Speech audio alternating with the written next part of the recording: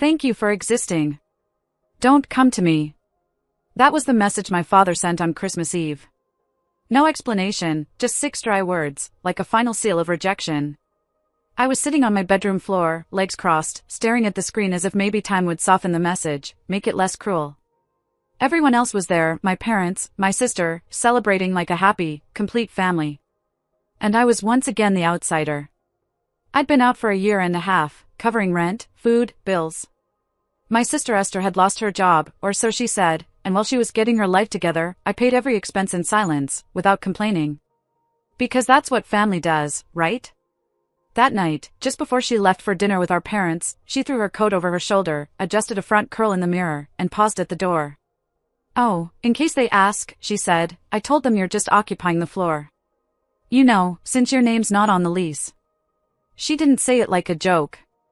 She said it like a fact. I looked up from the dishes I was washing, hands frozen in soapy water. "You told them that?" She rolled her eyes. "Relax. It's not a big deal. I just didn't want them to think I'm letting you live here for free. That's easier." "But I'm paying the rent," I said quietly, but firmly. "Yeah, well, they don't need to know that." She left before I could respond. I didn't write back. I didn't call. I didn't try to explain myself. Instead, I sat at the kitchen table, staring at the cheap string lights I'd put up weeks ago, wondering how many more years I'd keep doing this, paying for people who had already decided I didn't belong. At midnight, I made a decision. I got up, opened the hallway closet, pulled out the toolbox, and changed the locks. No hesitation. No guilt. When I lay back down, the apartment felt lighter, calmer, even. Maybe for the first time. The next morning, around 8:17 a.m., I heard the sound of keys fumbling in the lock, a click, a curse, another click. Then pounding. Fists. Then silence. I didn't open the door. But I did leave something behind, 2 boxes, wrapped like presents, resting neatly on the doormat. One medium-sized, tied with a perfect bow. The other smaller, still moving. It all started with small things, groceries, then rent, then student loans. She said she'd pay me back. When she got fired again, I didn't ask questions. I just picked up extra shifts, sold my old laptop, gave up trips, hobbies, even dating. I convinced myself it was temporary. Helping my sister stay afloat was what a good brother would do. But temporary turned into routine. Routine turned into obligation. Obligation turned into silence. Because what do you say to someone who lets you pay all their bills, then tells your parents you're just crashing at their place? I should have seen it coming. Esther always had a way with words. She knew how to twist things just enough to become the victim and turn me into the problem. As a child, she cried to get away with anything. As an adult, she cried to empty every wallet around her, especially our parents. To them, she was the creative soul, a bit chaotic, but with a good heart. Meanwhile, I was too serious, too cold.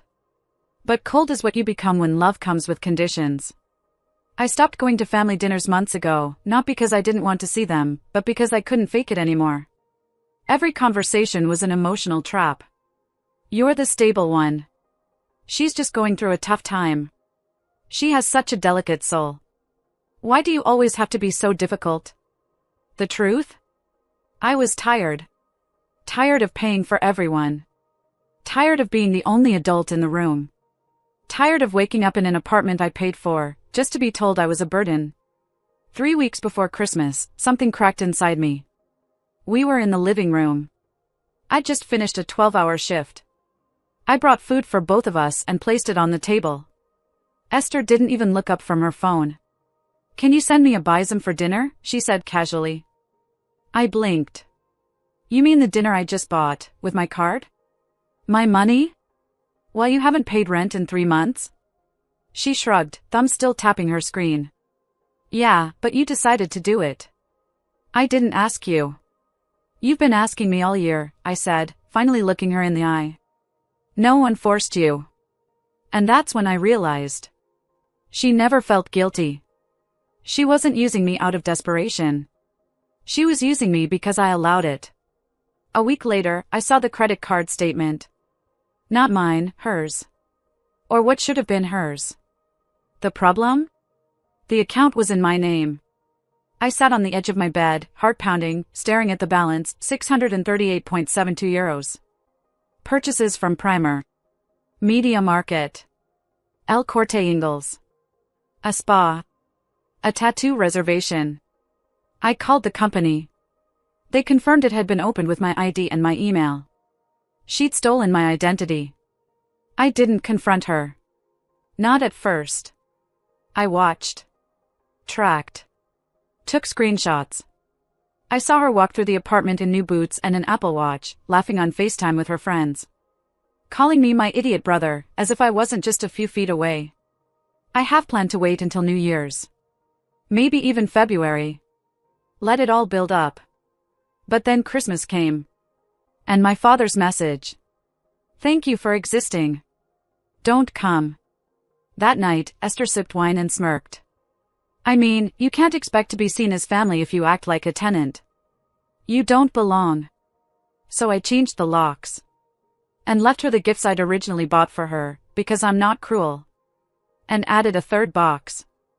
Inside, a copy of the credit card statement, her name written in red marker, and a USB stick with audio recordings, clips of her bragging to her friends. In one, she laughed and said, honestly, he deserves it. He's like a bank with no fees. Why wouldn't I take advantage? The box shook slightly, because my phone was inside, set to vibrate, with a scheduled alarm. I wanted her to feel what I had felt for a year. Confusion. Instability. Tension. I was in the kitchen reheating leftovers when the banging began. They weren't knocks, they were fists, pounding like someone trying to break the door down. What surprised me wasn't that she came back. It was how calm I felt. I opened the door slowly. There she stood, hair a mess, eyeliner smudged, rage written across her face. What is this? She screamed, lifting the silver box that still buzzed like a bomb. I tilted my head. A Christmas gift. She opened it. Stared at the contents, printouts of messages where she called me a parasite, a paycheck with legs. A flash drive labeled, for Dad, play this if you still have a spine. A sticky note, folded neatly, that said, your contract has ended. Emotionally, and in every way. She turned to me, eyes wide. You don't have a heart. I didn't reply. I was just tired. At that moment, my phone rang. I answered on speaker. Son, what's going on? Your sister told us what you did. That was cruel. What happened to family? I laughed. You mean the family that told me not to come for Christmas? That wasn't about you, he snapped. You've been cold. You isolate. You told me not to come, I interrupted. And guess what? I listened. Esther grabbed the phone from Dad's hands. He's crazy. He changed the locks. He's harassing me. Oh please, I said, taking the phone back. Why don't you tell them what's really in that box? There was silence. And then, I continued with a firm voice. Dad, do you know who has been using my name to open credit accounts? Do you know who has a debt of $638.72 under my identity? Silence. Then Raphael spoke, that's true. Esther didn't shout, it is inventing, just wants to call the attention. So why does Kaisa Madrid have its email linked to mine? Why does she have my number, my ID? I said, why are there receipts of stores where she buys in my name? There was no response, and I just continued walking to the shelf and taking out a little black speaker. This, I pressed play. His voice filled the room, clear as water. It's so easy to manipulate her. She always feels guilty. I could burn the apartment, and she would still pay my mobile bill. His face lost all its color. That is taken out of context, he said. I really arched an eyebrow. And in what context is that said? Raphael deserves to suffer? He remained silent. She also. The whole world stayed still. And then came a soft knock. Unexpectedly, I opened the door. It was Veronica, and behind her, Tomas, Esther's ex-boyfriend. Esther, Tomas started, I need to talk to you, he said, with both of their voices trembling, but not from fear, from rage. I just found out, he said, looking at me directly, that someone has also been using my name. 2 online orders last month, a hotel booked. Today, they called me in my name to claim payment. He turned to Esther. It was you. She opened her mouth, then closed it. Reopened. Why would I do that? Tomas looked down at the box on the table, the pendrive, the printed catches, the speaker still glowing red. I think you should go, he said. Now. What did she do? Did she jump? Did she stay? Here, said Tomas, entering. My nerves tensed. Here how? I asked. Here, he said, looking at me, if you let me stay a few days. I think both of us have been victims of the same person, and maybe it's time to stop playing her game. Esther blinked, as if someone had slapped her. Are you taking her side? I'm sick of taking the side of liars. She stood still, for the first time in her life, without a script, without tears, pretended emotions, with no one left to manipulate. Only silence. Don't worry, I said, throwing her coat from the chair, your things are in the hallway, right next to the trash. Can you guess which is which? She left, without a scene, without threats, just the sound of her footsteps walking away through the hallway, and the elevator closing. The morning after Esther left, the silence in my apartment no longer felt empty, it felt deserved. I was standing in the kitchen with a cup of reheated coffee in hand, watching the steam rise in lazy spirals. I was hoping to feel guilty, maybe regret. But there was nothing. Not a knot in the chest, no doubts, just peace. Tomas was still sleeping on the couch, snoring gently under a blanket that I threw to him the night before. He didn't say much after Esther left. He just nodded, murmured finally, and fell asleep. But when he woke up, he opened the laptop on the table and raised an eyebrow. Already working? I'm getting my money, I replied.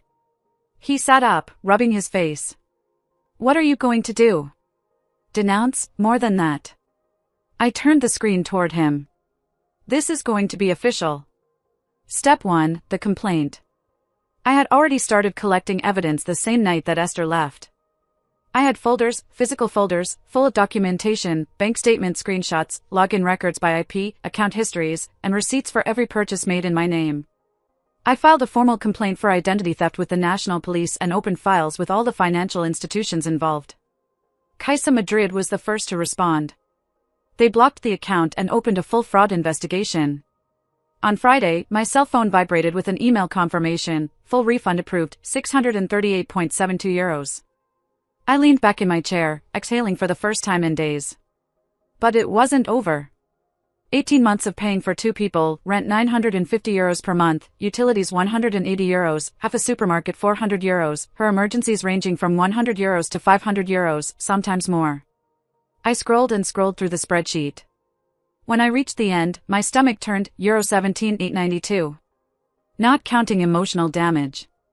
Not counting the weeks I skipped meals or worked double shifts just to keep us afloat. I saved the screenshots, backed them up on a pendrive, and called a lawyer. Step 3, the lawsuit. I'm not here just because she used my credit card, I told the lawyer, I want compensation. She lived off me for more than a year. My parents let her.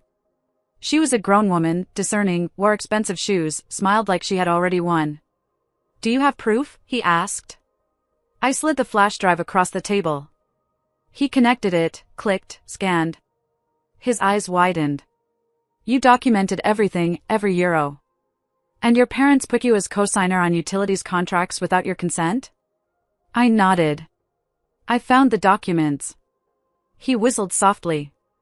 This isn't just identity theft, this is long-term financial exploitation. We have a case. He leaned back. We have a very public case. Step 4, the explosion. 3 weeks later, on a rainy Wednesday afternoon, 3 registered letters arrived at my parents' house, one for Esther, one for Veronica, one for Rafael, all from the law firm Serrano and Nieto. 20 minutes later, my phone rang. Caller ID, Mom. I answered. What are you doing? She blurted. Good morning to you too, I replied. Suing, after everything we've done for you? What you have done to me, I corrected. Don't twist it. We're your family. You were also the co-owners on 2 utility bills and added me to a 3rd without permission. That's fraud. It was just paperwork. It was theft. You're exaggerating everything. You told me not to come for Christmas. The line went silent. Then her voice dropped a tone. We raised you, we let you stay here when you needed it. I paid for everything. I was never a guest, I was the provider. Step 5, an ally. 3 days later, my grandmother called me. I hadn't heard from her in months, not since Esther told her, Amelia is tired of your dramas, don't call her anymore. But now, her voice sounded firm. I've seen the lawsuit, she said. And I saw the bank statements. My heart stopped. Did you see the bond? She sighed. Your father got paid more than 9,000 euros from a savings bond one created in your name, and used it to pay for Esther's old car. I sat up suddenly. You didn't know that? He asked. I didn't know that good bonus existed, he said. It no longer exists. I have blocked what was left, and I have moved the account back to you, where it should have always been. I didn't know what to say. Then he added, I have rewritten my will. When it arrives, you will inherit my house. I know what you'll do, the right thing with her. I blinked. Emily, why? I asked. Because, she said, you're the only one who ever asked for nothing, and the only one who kept the receipts. The courtroom was tense as Esther entered, dressed in basics, as if she were auditioning. Veronica was wearing black, and Raphael didn't even look me in the eyes. My lawyer laid it all out, page after page, bank statements, audio recordings, text messages, bank fraud, misuse of powers, false accounts, violations, savings bonds. Esther tried to cry. Veronica alleged with premature fusion. Raphael just seemed exhausted, but the judge wasn't tired. Is it true that you registered your son's name in financial documents without your consent? Asked my mother. I mean, it was family, lady. Yes or no? Silence. Yes. The verdict finally whispered, 13,000 euros. Compensation, cancellation of all debts, fraudulent legal costs covered, and a formal warning on their background. The scene post-credits. 2 weeks later, I received a handwritten letter with no return address. I recognized Esther's handwriting instantly. Happy now? It read. You already made your point. Inside, folded in half, there was a photo of her and me, children sitting under a Christmas tree. I looked at our faces, how she clung to me as if I were the only thing keeping her in balance. I grabbed a pen and, on the back, wrote a single line, you released first, then I burned the photo. It's curious how silence sounds when you've earned it. 3 months after the court ruling, I hadn't received a word from my parents, no messages, no calls, not even a birthday card. And you know what? It was better that way. I had to justify myself no longer. They should understand, it's difficult for your sister to have it no more. You are the stable one. I continued on the same floor, but for the first time, it felt truly mine. A kind of place where you open the fridge and everything inside is yours, not someone else's. No one called to check on you, no one looked over your shoulder, where the air was still, not loaded with tension. The same sofa, the same view from the window, but the silence, the peace, it was completely new. Unknown. Powerful. The cost? Sometimes people ask, wasn't it difficult? Wasn't it cruel to cut off all your family? And my answer is always the same, it was necessary. For so many years, I had been shrinking to fit into their comfort, smiling at their insults, writing checks instead of setting limits, letting them call me selfish for not giving them everything while they gave me nothing but blame. The true cruelty was when I stopped being the obedient son and brother, the generous one. I saw the truth. They didn't throw me out. The least they missed was what I gave them. The message came one afternoon in May. I opened my email and saw a message from a man I didn't recognize. Your sister is not well, the message said. She's a woman named Lorena, apparently an old friend of Esther's. The message was short, cold. She's lost her job again, says you ruined her life. I thought about it for a long time, then pressed delete. Not because I didn't care, but because caring doesn't mean going back. The last meeting, one day, I ran into Raphael at a Repsol gas station. We looked into each other's eyes from opposite sides of the pump. He looked older, smaller, like someone who had finally run out of excuses. He approached slowly, not with anger, but with a strange kind of shame. You look good, he said. I see, he looked down. Your mother is still angry, you know? I was silent. He said, she says you ruined Christmas. I raised an eyebrow. How curious, I said. She started it with don't come and I obeyed. He sighed. Families argue, son. I didn't say anything. Families fight for each other, he added. You fought for Esther, you never fought for me. I didn't have an answer. I just stood there, waiting for him to give me a way to go back. I didn't do it. I entered my car and left, and it felt like peace. This was not revenge. It was freedom. Let me make something clear, this was not revenge. It was not punishment. It was not a crusade to prove I was right, although I had been. This was about letting go. Letting go of a system where love meant transactions, releasing the guilt that was never my responsibility. Letting go of that version of myself that begged to be seen, heard, valued. I didn't set out to destroy my family. I just stopped destroying myself to protect them. People like Esther, who blame and twist everything, survive because others continue to absorb the impact. I stopped absorbing, and all the machinery broke down, not because I broke it, but because I left. And for the first time, my soul felt alive. At the closing unexpectedly, 2 weeks ago, I received a package with no sender. Inside was a simple envelope, and inside that envelope, a single photograph, me with Noah, Esther's daughter, from years ago. She would have been about 4, sitting on my shoulders, laughing, grabbing my face with her little hands. On the back of the photo, written in shaky handwriting, was, I'm sorry for how my friend treated you. Thanks for everything. Noah. I stared at those words until they became blurry through my tears. I still don't know how she got my address, maybe my grandmother, maybe fate, but that note made everything worth it. I saved that photo in my drawer now, not because it ties me to the past, but because it reminds me of something important. Walking away doesn't mean stopping loving. It means you start loving yourself more. That's not revenge. That's freedom.